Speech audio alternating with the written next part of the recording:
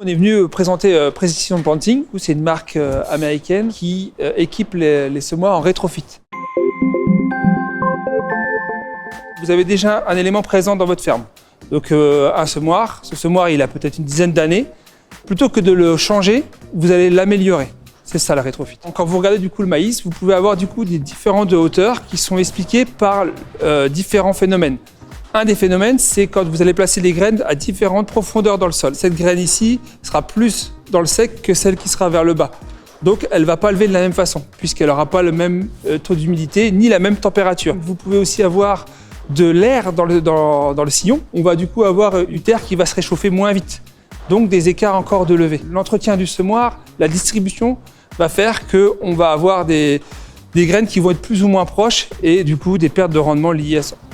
Tout ça, du coup, on est capable aujourd'hui, à travers un questionnement simple, d'aller analyser où on rencontre cette difficulté et d'aller rajouter du coup une correction qui va permettre d'éliminer ce problème-là. Pour illustrer, vous avez par exemple un problème lié au terrage. Donc souvent les éléments, par exemple, ils peuvent pianoter.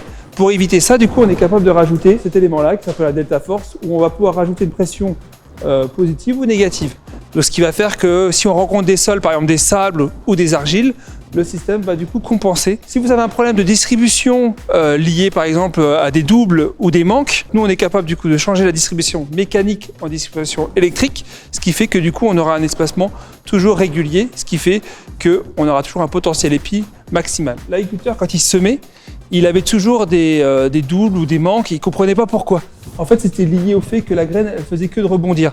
Pour éviter le rebondissement, il a créé du coup cette languette-là, qui s'appelle la languette Kitten, toute simple, qui vient au moment où la graine tombe, rappuyer la graine. Faire en sorte du coup que la graine ait le meilleur contact sol-graine. Ils ont même rajouté des systèmes où on peut contrôler au moment du semis, avec cette languette qui est dans le sillon, l'humidité et la température du sol. Donc c'est un peu l'œil du sillon. Et tout ça c'est numérique, donc on enregistre tout.